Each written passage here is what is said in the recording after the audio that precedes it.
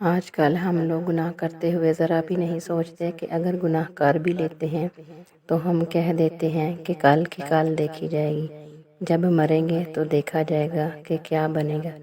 بہت سے ہم میں سے لوگ ایسے ہی کرتے ہیں، لیکن یہ بات یاد رکھو کہ موت برحق ہے۔ موت کے بعد سب سے پہلے والی گھاٹی قبر ہے۔ اگر قبر میں حساب کتاب میں انسان صحیح نکل آیا تو گویا انسان کو میدان حشر میں بھی آسانی ہوگی، لیکن اگر قبر میں اٹک گیا تو میدان حشر میں بھی اٹک جائے گا۔ اس لیے ہم انسانوں کو چاہیے کہ ہم جو بھی کام کریں بہت ہی زیادہ سوچ سمجھ کر کریں کہ کہیں قبر میں ہمیں کوئی مشکل پیش نہ آئے، ہماری قبریں کشادہ ہوں۔ ہمیں زیادہ سے زیادہ نیک اعمال کرنے چاہیے، کیونکہ قبر کی منزل ایسی منزل ہے جس منزل پر صحابہ رضوان اللہ علیہم اجمعین کے بھی قدم ڈگمگائے ہیں، جو کہ نبی کریم صلی اللہ علیہ وسلم کے ساتھی تھے، دنیا میں سب سے زیادہ نیک اعمال کرنے والے تھے۔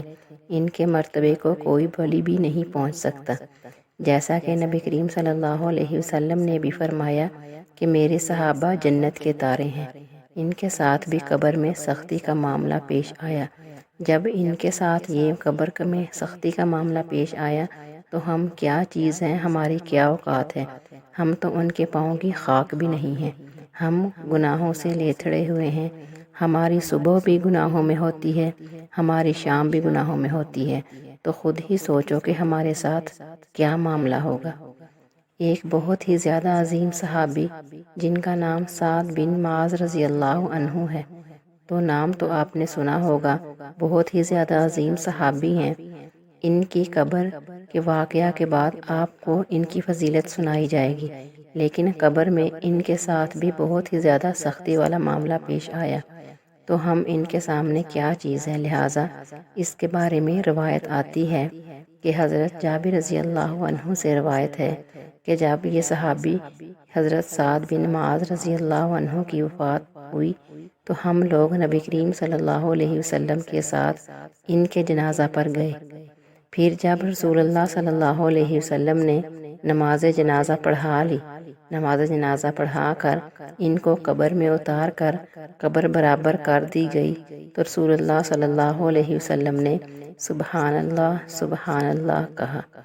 آپ کو دیکھ کر ہم نے بھی آپ کی اتباع میں ہم بھی دیر تک سبحان اللہ کہتے رہے۔ پھر آپ صلی اللہ علیہ وسلم نے اللہ اکبر کہنا شروع کیا۔ پھر ہم بھی آپ کی اتباع میں اللہ اکبر کہنے لگے۔ پھر آپ صلی اللہ علیہ وسلم نے سے پوچھا گیا کہ یا رسول اللہ کہ اس وقت آپ کی تسبیح اور تکبیر کا خاص سبب کیا ہے؟ کیونکہ عام طور پر آپ تسبیح اور تکبیر اس وقت کہتے نہیں ہیں، آپ کی یہ الفاظ تسبیح اور تکبیر خلاف عادت تھے۔ تو آپ صلی اللہ علیہ وسلم نے فرمایا کہ اس نیک بندے پر اس کی قبر تنگ ہو گئی تھی، جس سے اس کو تکلیف تھی، یہاں تک کہ اللہ تعالیٰ نے اس کی تنگی دور فرما دی، اس کی کیفیت کو دور فرما کر قبر کو شادہ فرما دی اور اس کی تکلیف دور کر دی۔ تو حضرت سعد بن معاذ رضی اللہ عنہ کے بارے میں آتا ہے کہ یہ انصاری رسول اللہ صلی اللہ علیہ وسلم مشہور ممتاز صحابہ میں سے تھے۔ دوسرا انہوں نے غزوہ بدر میں شرکت اور فضیلت کی سعادت ان کو حاصل تھی، کیونکہ غزوہ بدر میں تمام مسلمان جنتی تھے۔ اور تیسرا 70,000 فرشتوں نے ان کے جنازہ میں شرکت کی۔ اور چوتھا ان کی فضیلت یہ ہے کہ آسمان کے دروازے ان کے لیے کھولے گئے۔ اور پانچویں فضیلت کہ ان کی وفات پر رحمان کا عرش حرکت میں آ گیا۔ اور ان کی چھٹی فضیلت یہ تھی کہ نبی کریم صلی اللہ علیہ وسلم کے سینہ پر یا ان کی ران پر ان کا وصال ہوا۔ اور ساتویں یہ تھی کہ حضور صلی اللہ علیہ وسلم نے اپنے ہاتھوں سے ان کے لیے قبر کھودی۔ آٹھویں یہ تھی کہ ہر پھاوڑے کی چوٹ پر ان کی قبر سے مشک کی خوشبو نکلتی تھی۔ اور نویں فضیلت ان کی یہ تھی کہ بنو قریظہ کے بارے میں سعد بن معاذ رضی اللہ عنہ نے ایک فیصلہ کیا تھا۔ جو فیصلہ کیا تھا اس پر نبی کریم صلی اللہ علیہ وسلم نے فرمایا کہ اے سعد، تو نے جو فیصلہ کیا یہی فیصلہ اللہ نے آسمانوں کے اوپر کیا ہے۔ اور 10ویں فضیلت ان کی یہ تھی کہ قبر سے مشک کی خوشبو جب نکلتی تھی تو آپ صلی اللہ علیہ وسلم فرماتے جاتے واہ واہ اتنی اچھی خوشبو ہے۔ اور 11ویں فضیلت یہ ہے کہ جس کمرے میں سے سعد بن معاذ رضی اللہ عنہ کی نعش مبارک رکھی ہوئی تھی وہ کمرہ فرشتوں سے کچا کچ بھرا ہوا تھا۔